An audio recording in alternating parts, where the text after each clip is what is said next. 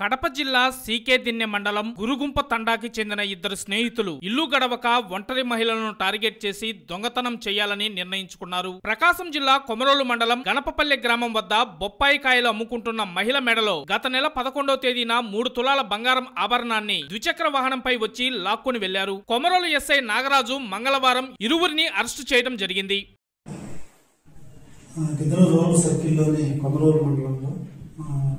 November 11వ తారీఖు మధ్యాహ్నం 1 గంట సమయంలో గౌనపల్లి దగ్గర ఒక మహిళ బొప్పాయి అమ్ముకుంటా ఉంది. రోడ్డు పక్కన కూర్చొని ఆ మహిళ మెడలో నుంచి ఒక చైన్ దొంగతనం జరిగిందనేది కంప్లైంట్ వచ్చింది. దాని మేరకు ఎస్ఐ గారు crime number 109/25 under section 304 class 1 BNS కింద ఎఫ్ఐఆర్ చేసి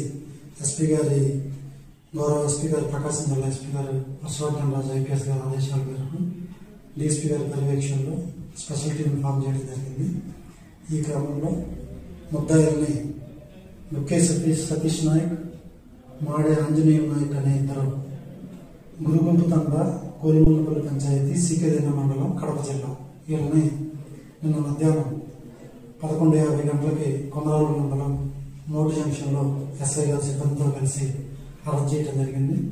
అరెస్ట్ చేసి వాళ్ళ యొక్క కన్ఫెషన్ మేరకు కడప వీళ్ళు దొంగతనం చేసిన చైన్ని ఏదైతే 3 తులాల బంగారం తాలుబొట్టు సరుడు ఉందో దాన్ని కడపలో ముత్తూట్ ఫైనాన్స్లో పెట్టారు. వీళ్ళ కన్ఫెషన్ మేరకు అక్కడికి వెళ్ళి ప్రాపర్టీని కూడా సీజ్ చేయడం జరిగింది. వీళ్ళకి కాసిరెడ్డి అని చెప్పి ఒక అతను నెల్లూరు అతను ఉన్నాడు.